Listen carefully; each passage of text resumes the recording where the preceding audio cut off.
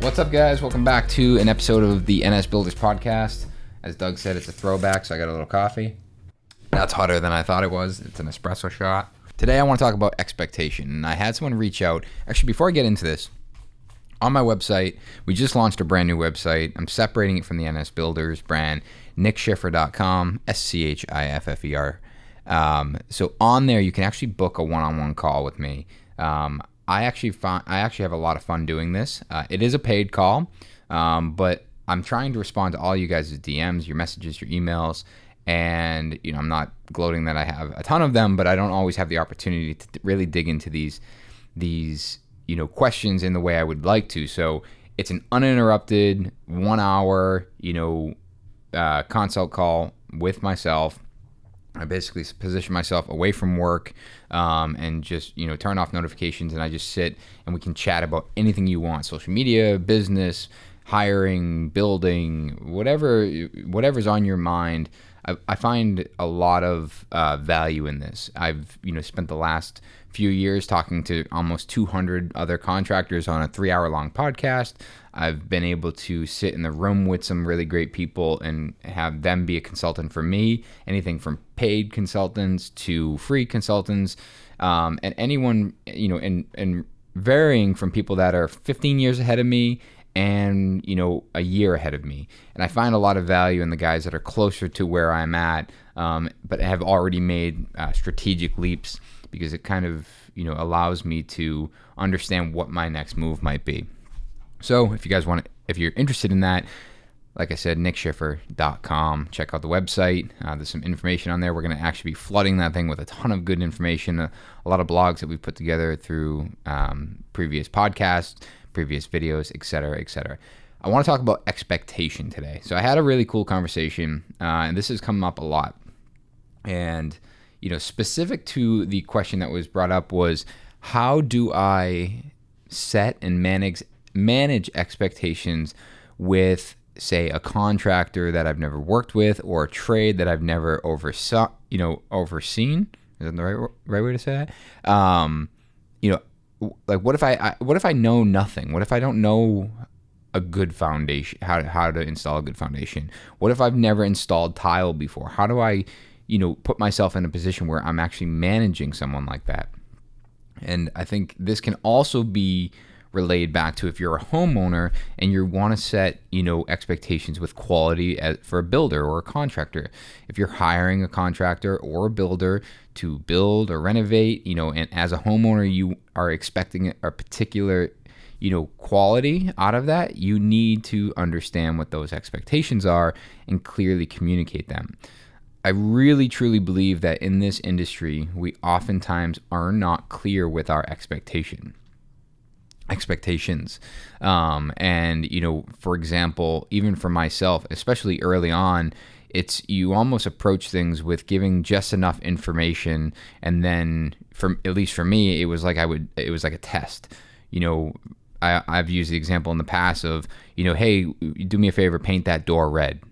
And, they go about painting that door red, and the door is red, and then it's fire engine red. And it's like, no, I wanted it dark red.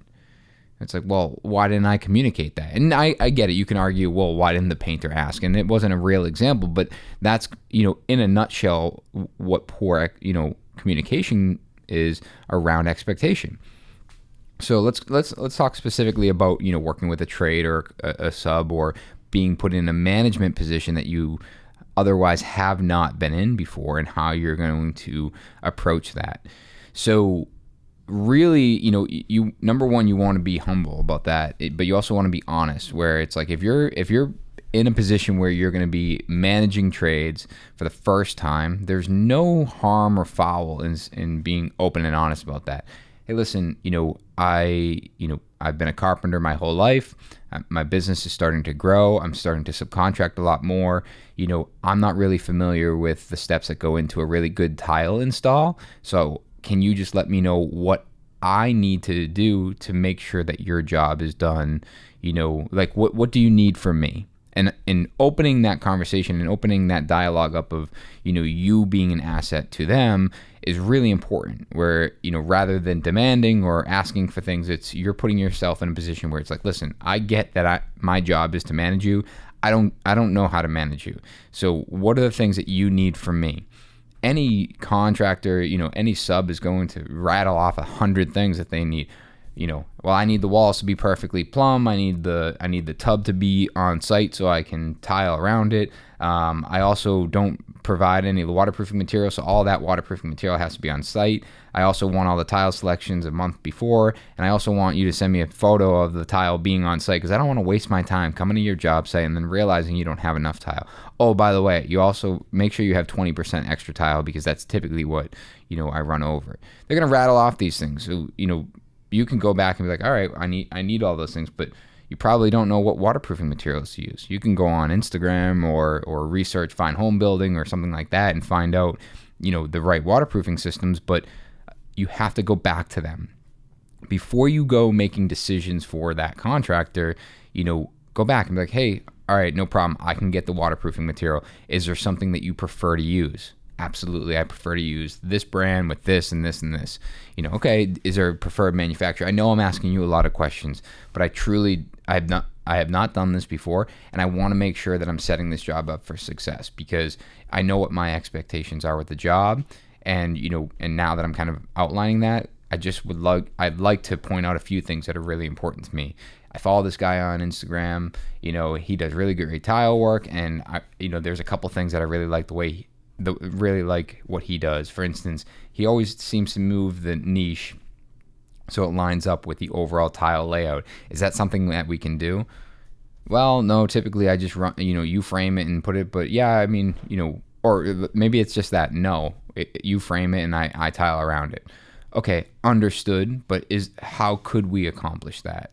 Again, positioning yourself where it's not, well, I want you to do that, or no, I need you to line it up. It's, approach it differently. Just, okay, I understand that you're saying that we can't do that or you don't want to do that, but how could we approach that? Well, I guess if you left the niche out and just, overframe that, we could cut the niche in later, once the tile is up on the wall. I think what I'm getting at is you have to be putting yourself in a position where you are an asset. You are an asset for them, but also going back to communication, you need to clearly communicate what your expectations are. If your expectations are, hey, listen, it's really important that this tile, we don't have any small cuts, or it's really important that, I know that you're working around this metal edge. I really want the tile to be polished on all of the cuts, so it doesn't look like there's any cut tile. Everything looks like it has a factory edge. When you start rattling these things off, well, most likely, a lot of trades are going to be in this position where, that's outside the norm. They looked at this job, they gave you a price to do the job. It's their normal way of doing it, so they're pricing it based on the normal way. And I've talked about, one of my trades, that it was the same thing. He was rushing to another job because he priced the job so he could do 2 in a day, and that would be how much, that's how he was hitting his, necessary income.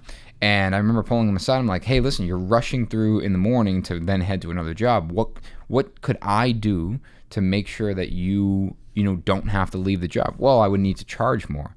Okay, understood.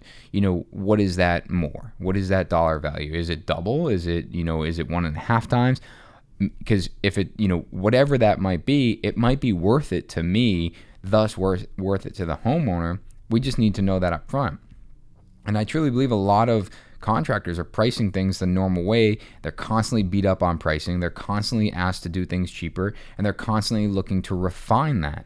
Now, this is a fine line where it's like, you don't want to just be like, I'll pay you whatever you want, because then you get into, you get into this, wild goose chase of like, am I overpaying, or, am I truly getting the value for it? There needs to be mutual respect. So again, what it comes down to is understanding what their normal is, and then, going beyond that. I had another conversation actually at JLC just last week about cabinet makers, and obviously we have a cabinet shop here. but one of the things that came up was, well, I can't find a cabinet shop that can do the level of detail that you guys are doing. And I said, I disagree with that. There's definitely, I get it that there's not a ton of, I should say that.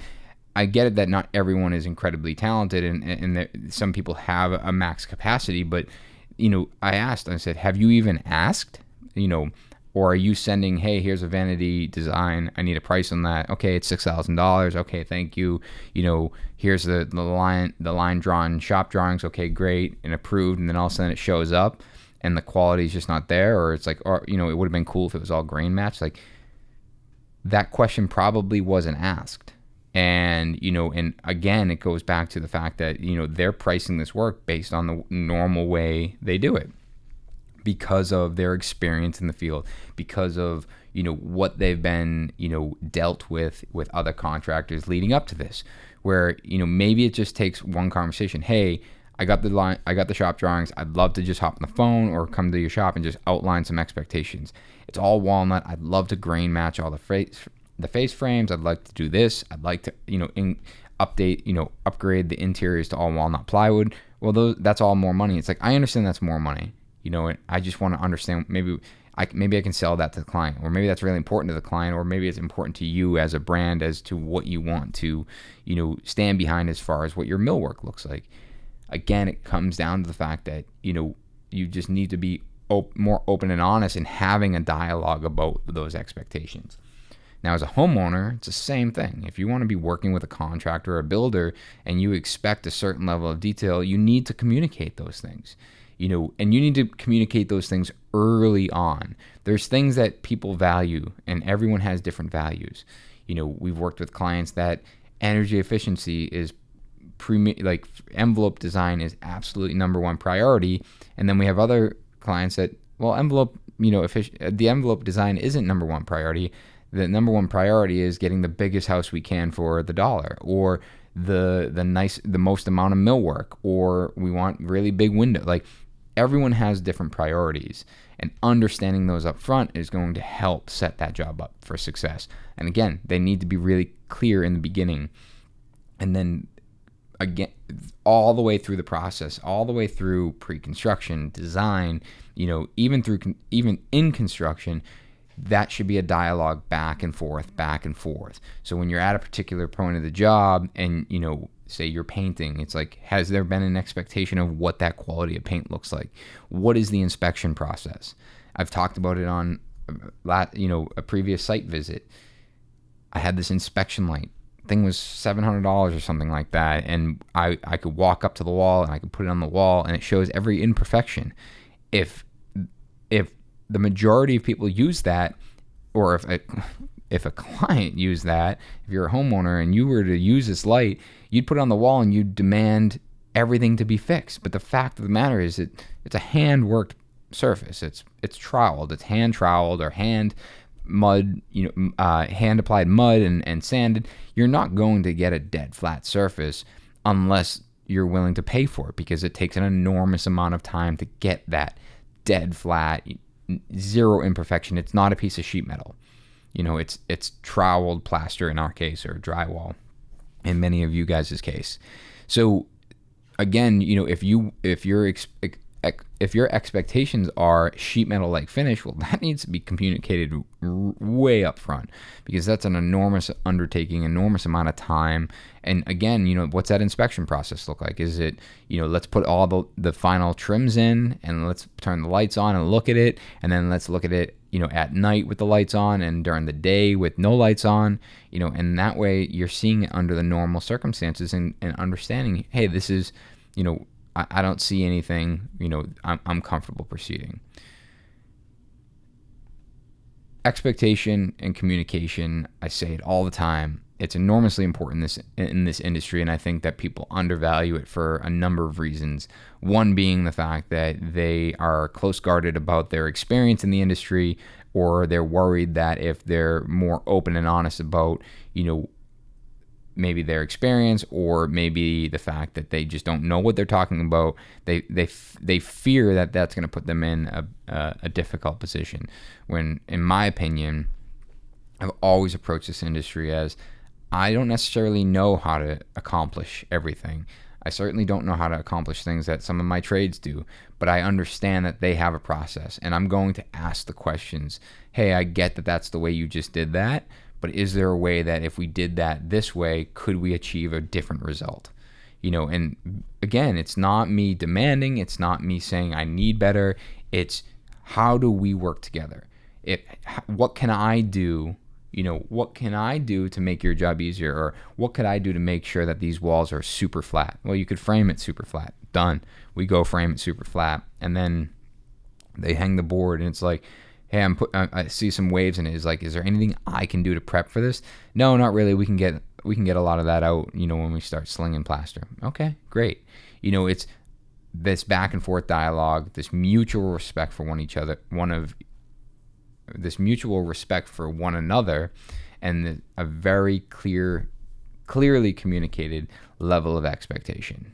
So hopefully you guys enjoyed this podcast. I'm glad to be back. We'll be making sure we do these on a weekly basis. Stay tuned for next week's NS Builders podcast, as well as Site Visit and Revealed. And if you are paying attention to at NSB Video, Doug's behind the scenes capturing our Rhode Island project, which will be a future crafted series. More on that later. We'll see you next week.